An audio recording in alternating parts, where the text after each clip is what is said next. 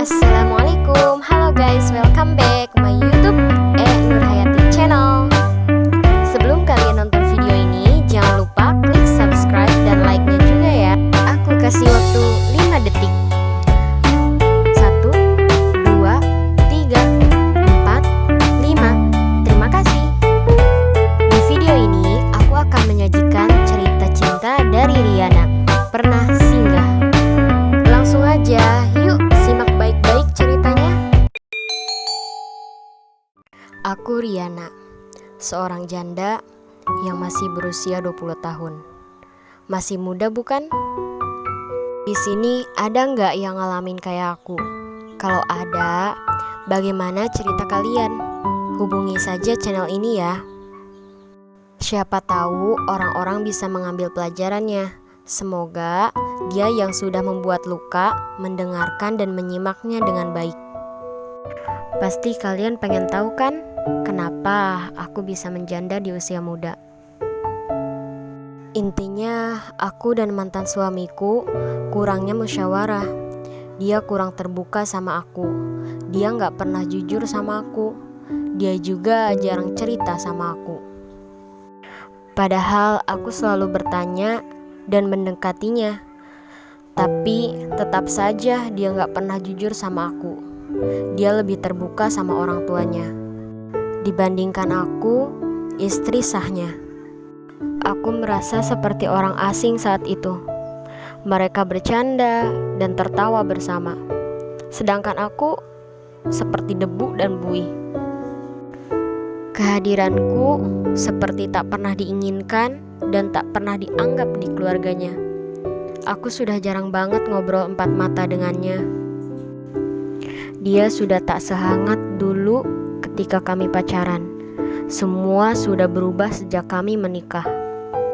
Yang tadinya dia yang kubanggakan, yang tadinya dia yang kuidamkan, dan yang tadinya penuh perhatian dan kasih sayang, rasanya semua itu sudah lenyap selesai kami menikah. Aku sudah merasa kehilangan semangat hidup saat itu. Apalagi sejak aku pindah ke rumahnya. Saat itu juga masalah rumah tanggaku bertubi-tubi menghampiri. Mulai dari keluarganya dan keluargaku yang saling tidak akrab. Kemudian masalah aku dan orang tuaku, dan masalah yang saat ini masih ada, yaitu masalah aku dengan kakak iparku, kakak perempuan suamiku. Dulu waktu aku masih pacaran, dia baik banget, sangat ramah dan sopan. Setelah aku menikah dengan suamiku, dia mulai seperti menunjukkan ketidaksukaannya padaku. Dia selalu marah-marah ketika dia berkunjung ke rumah suamiku, juga rumah mertuaku. Ya, aku tinggal di rumah mertuaku saat itu. Namanya Rizka, seorang perempuan penghisap rokok aktif dan selalu bergaya glamor dan seksi. Setiap berkunjung, ada saja kata-katanya yang membuat aku terluka dan merasa tertekan. Belum lagi bantingan benda-benda yang membuat aku merasa ingin pergi saat itu juga. Aku selalu memergokinya yang sedang memperbincangkan omong kosong atau menjelek-jelekanku pada orang-orang. Ketika aku bercerita pada suamiku, dia malah menyalahkan aku. Dia menyuruhku minta maaf pada Rizka. Apa salahku? Bukankah selama ini aku bersikap baik ke dia? Rasanya percuma aku bercerita pada suamiku. Dia selalu membela orang yang jelas salah. Aku berpikir mungkin suamiku takut pada Rizka, karena Rizka itu dibilang wanita yang keras. Aku nyerah untuk membela diriku.